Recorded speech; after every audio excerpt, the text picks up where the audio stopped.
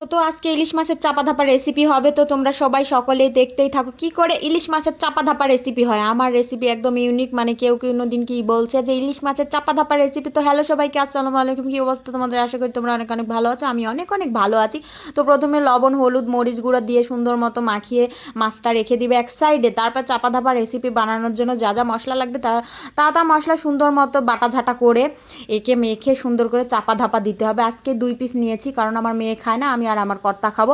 এই জন্য প্রথমে মশলাপাতি নিয়ে চলে আসছি পাটার কাছে, শিলপাটা দিয়ে বেটে নেব। তো প্রথমে কাঁচা লঙ্কা লবণ আর সর্ষে সুন্দর মতো দিয়ে বেটে নিচ্ছি।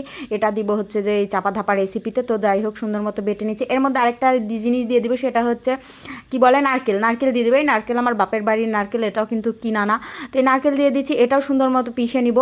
তারপরে এটা সুন্দর মতো মেখে মাছে দিয়ে দিব, দিয়ে চাপা ধাপা রেসিপি হবে। তো তোমরা দেখতেই থাকো কিভাবে চাপা ধাপা রেসিপি বানানো হয়। তারপরে আমার সব মশলা বাটা হয়ে গেছে।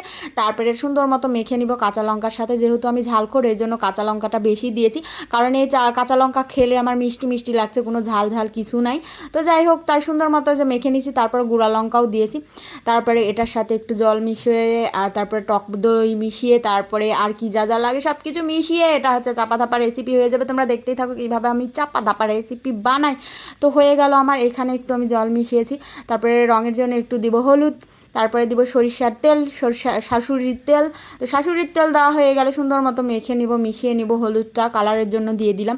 তারপরে এখানে একটুখানি আমি দিয়ে দেবো টক দই। টক দই দিলে স্বাদ হয়, এই জন্য দিলাম। তো এই 1 চামচ মতো টক দই দিয়ে দিলাম। কিন্তু আমার এই এই সরিষাতে পানি মিশানো বেশি হয়ে গেছে, মানে আর একটুখানি পানি কম দিতে হতো, কিন্তু প্রথম প্রথম রান্না করছি তো এই জন্য পানি বেশি হয়ে গেছে। তো যাই হোক, খেতে দুর্দান্ত হয়েছিল। তারপরে এই যে একটা বাটি নিয়েছি, এই বাটিতে আজকে চাপা ধাপা দিয়ে এই সরিষা ইলিশ, মানে ইলিশের ভাপা হবে। তো তারপরে এই মাখানো ইলিশ, হলুদ লঙ্কা মাখানো ইলিশটা দিয়ে দিব। তারপরে দিয়ে সুন্দর মতো উল্টে পাল্টে মেখে নেবে। ঝোলের সাথে সাঁতার কাটতে পারে যেমন ইলিশ, তেমন একদম জল হয়ে গেছে। তো যাই হোক, এখন এখানে কাঁচা লঙ্কা দিয়ে দিব, কয়েকটা কাঁচা লঙ্কা দিয়ে চাপা ধাপা দিয়ে দিব। তারপরে হয়ে যাবে চাপা ধাপা রেসিপি। তোমরা দেখতেই থাকো কীভাবে এই চাপা ধাপা হয়ে যায়। তো এই যে হয়ে গেল। এবার দিয়ে দিলাম চাপা, এবার দিব ধাপা। তো আমি ভাতের মধ্যে দিয়ে দিব। দুপুরে যেহেতু ভাত রান্না করছিলাম, তো এই বাটিটা ভাতের মধ্যে দিয়ে দেবো। আর যদি তোমাদের ভাত রান্না করাই থাকে, তাহলে এই যে একটা গামলার মধ্যে, না একটা কড়াইয়ের মধ্যে পানি নিবে, পানির মধ্যে স্ট্যান্ড দিবে। তারপরে যখন বলক উঠে আসবে, এই চাপা ধাপা ওর মধ্যে দিয়ে ঢেকে দিবে, তাহলেই হয়ে যাবে ইলিশ মাছের ভাপা। আমার তো হয়ে গেছে, খিদেও পেয়ে গেছে। এখন এটা আমি তুলে নিলাম, তারপরে তোমাদের দেখাবো খুলে কেমন হয়েছে। তো মাশাল্লাহ মাশাল্লাহ মাশাল্লাহ, সেই হয়েছে একদম। গরম গরম ধোঁয়াটা দেখেই তো খিদে পেয়ে গেছে। তো এই হলো আমার আজকে চাপা আর ধাপা রেসিপি। তো এখন গরম গরম ভাত নিয়ে আমি বসে পড়েছি খাওয়ার জন্য। আর এত পরিমাণ গরম ছিল, আর ইলিশটা কত সুন্দর সেদ্ধ হয়েছে দেখছো, একদম ইলিশের মানে কাঁটায় বের হয়ে গেছে সেদ্ধ হয়ে।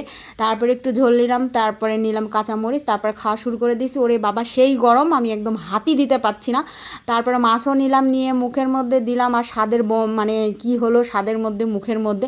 তো যাই হোক, সেই হয়েছে খেতে। তো তোমরা সবাই ভালো থাকো, আল্লাহ হাফেজ।